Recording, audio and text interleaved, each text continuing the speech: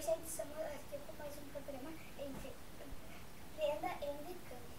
A Brenda tá ali ouvindo música no fone. Ó, esse é um copo com xixi que eu peguei lá da privada. E mais um copo com suco de limão. Eu vou misturar os dois. Camila, meu suco! Já vai! Pra não sentir o gosto. Já tá indo. Você também? Não.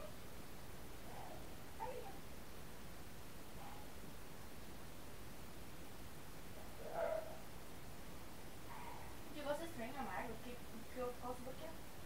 Limão com xixi. Peraí, você colocou xixi? Eu vou vomitar! Gente, ela foi no banheiro vomitar.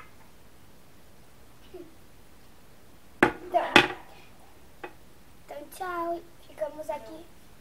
É, que nojo, sua vaca.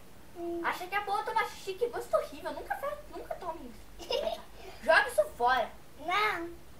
Eu vou fazer você engolir isso! Ai, que nojo. Ninguém gosta de tomar xixi. Aí, você vai se ferrar depois que eu passar esse programa. Até